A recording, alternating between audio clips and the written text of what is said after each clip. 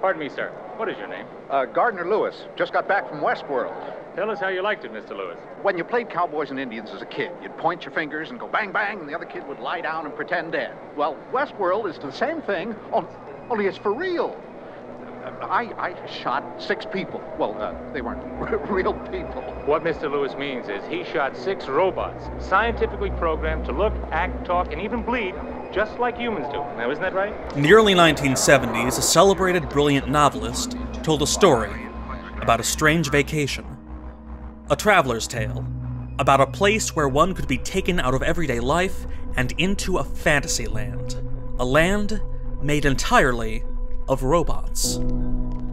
He described them as they moved, danced, slept, popped their eyes, sniggered, drank. Really?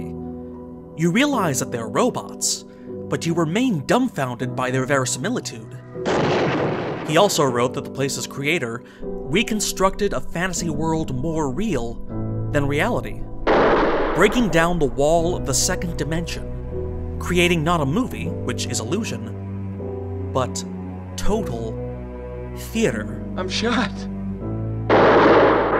The Traveler was an Italian novelist and medieval art scholar named Umberto Eco, and the place he was describing was Pirates of the Caribbean at Disneyland. Yo-ho, yo-ho, a pirate's life. Though it could have easily been applied to this movie, Westworld, written and directed by a popular American sci-fi writer slash Harvard-educated biological anthropologist named Michael Crichton.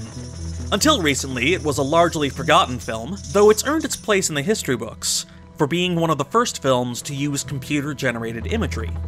And they used it, fittingly, to show how a machine might see the world. Simple enough of a sci-fi hook.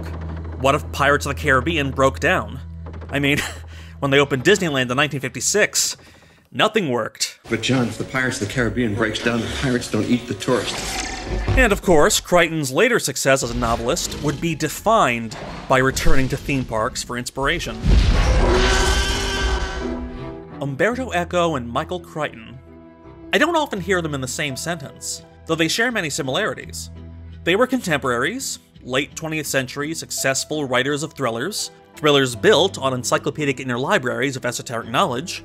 For Crichton, that knowledge was biological. For Eco, it was theological. And they both had some unsettling thoughts while writing Pirates of the Caribbean. Each robot obeys a program, can synchronize the movements of mouth and eyes with the words and sounds of the audio, repeating ad infinitum all day long his established part, a sentence, 1 or 2 gestures. And the visitor, caught off guard by the succession of events, obliged to see several things at once, to left and right and straight ahead, has no time to look back and observe that the robot he has just seen is already repeating his eternal scenario. Disney properties certainly treat their host actors better than Westworld does, but the drive for complete immersion is still the same. For example, Disney World doesn't want the performer playing Mickey Mouse to go on social media and say, "I'm playing Mickey Mouse today at Disney World." But he can say, "I'll be with my friend Mickey Mouse at Disney World." To do otherwise would be to shatter the illusion. Because Mickey Mouse is real, of course. For the sake of the viewers at Disney World, this is the real Mickey Mouse. So real, he's hyper-real. A word Eco defines as a notion where the American imagination demands the real thing, and to attain it, must fabricate the absolute fake. Yes, this is a wonderful place for children and grown-ups alike. There are replicas of every town and city in America. Stores, libraries, schools, just like your hometown. All built by American labor and American capital under the belief that this is a God-fearing and a God-loving country. The whole of 1973's Travels in Hyperreality is a fascinating read, if you're like me and spent a lot of time at various American-style theme parks. Or just been to America, period. Eco spent his life dedicated to the study of medieval European art, so hearing his take on Walt Disney's take on medieval life it's great. It's basically this sketch I did with Tony Goldmark ages ago, except Eco, unlike me, knew what he was talking about. Eco wrote for an audience of European scholars for whom the term American art conjured images of skyscrapers, modernism, Frank Lloyd Wright and Jackson Pollock. Not, the taste of real America, of Walter Elias Disney. Or, for that matter, P.T. Barnum, Robert Ripley, and William Randolph Hearst, who bought pieces of actual Gothic architecture from Europe to make his estate. Even the Met's done it. They rebuilt an entire Egyptian temple in the middle of Central Park. It's the Wax Museum, the Living History Museum, the immersive theme park experience. It's not history, but it's something like it. And far more convenient. Why bother going to Milan where you can see the Last Supper right here in Fort Worth, Texas? Why bother going to Egypt to see the Luxor? There's one in Vegas, and ours has the Eiffel Tower next to it. The actual Parthenon is in ruins, stripped for parts, but no worries, Greece. Nashville, Tennessee's got you covered. The allure of visiting fantasy places uses the same philosophies. Come to Hogwarts, come to Springfield, come to California, without ever having to leave California. Come to George Washington's farm. Yes, Mount Vernon Plantation, brought to life. But without slavery, that's not tourist friendly. Even in Knott's Berry Farm, the self-titled America's oldest theme park, untrue, theater is married with commerce as America's pre-modern past is brought to life to tell the foundational myth of a berry farm, complete with licensed character tie-ins. This is the America of Linus, for whom happiness must assume the form of a warm puppy or a security blanket. The America of Schroeder, who brings Beethoven to life through a simplified score on a toy piano. Where good, art, fairy tale, and history, unable to become flesh, must at least become plastic.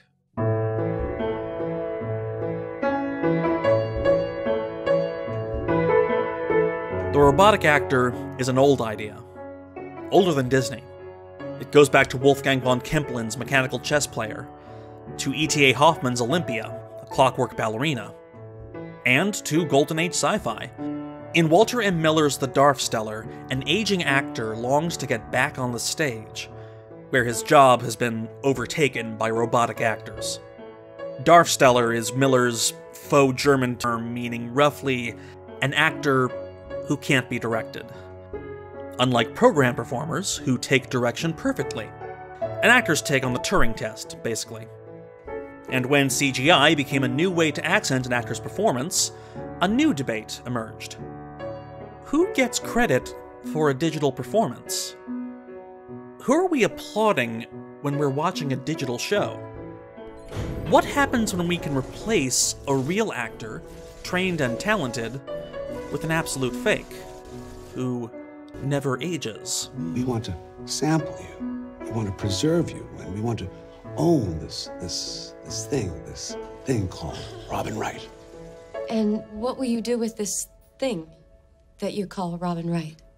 We'll do all the things that your Robin Wright wouldn't do. We've long used movie magic to give actors superhuman abilities. More human than human, one might say. And for the biggest stunt, reversing time itself. Instead of the traditional solution of hiring a younger actress to play 1982 Sean Young, we have something better. The actor de-aged. We loved it when computers brought dinosaurs back from the dead. What about humans? This scene, where Anthony Hopkins plays his younger self, done with computers. But this scene, where an actor plays a machine... Limit your emotional affect, please. ...is all raw talent. What happened next? Then they killed them. With modern CGI, we've completed Eldon Tyrell's dream of making something more human than human.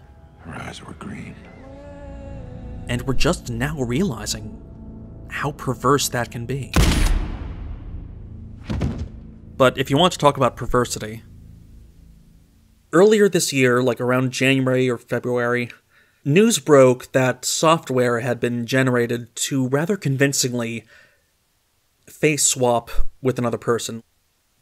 I mean, the technology already exists in smartphones, but this can be done with full video, with HD video, to a shockingly realistic degree, which has led to a new genre of pornographic video called the deep fake, in which one actress's face, usually a celebrity, is swapped with another actress's face, usually an adult film star.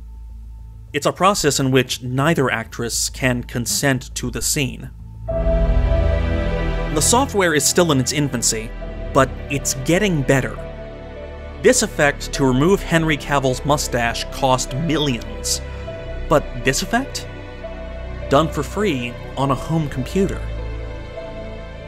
So what happens when this software gets better? For a century, film has been considered this medium of truth.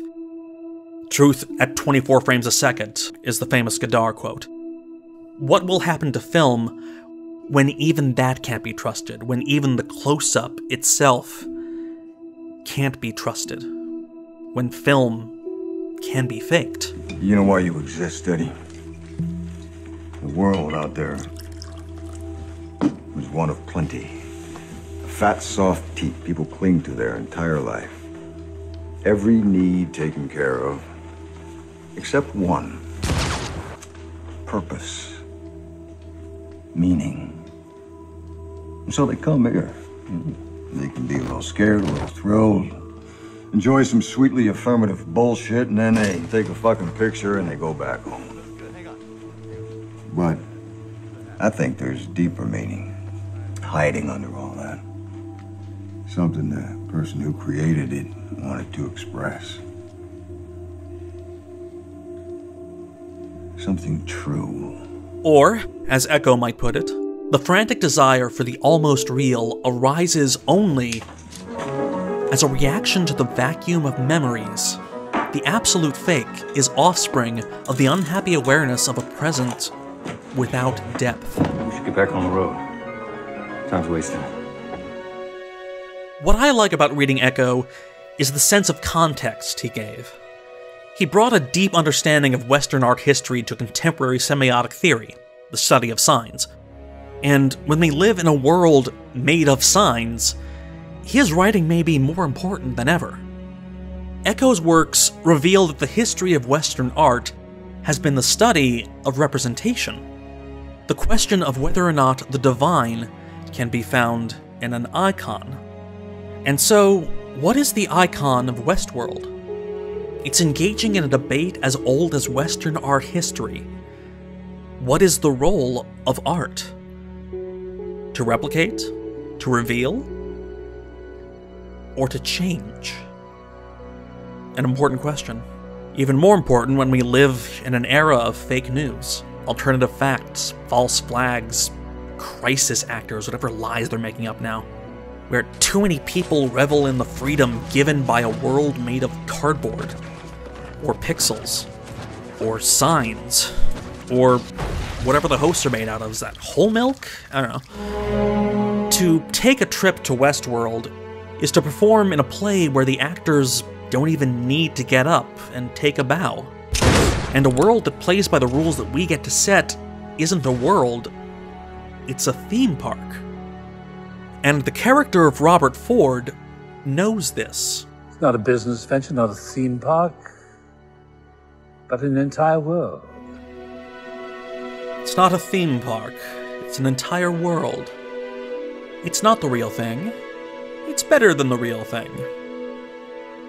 It's not TV. It's impressive if it isn't some form of corporate bullying. By which I mean,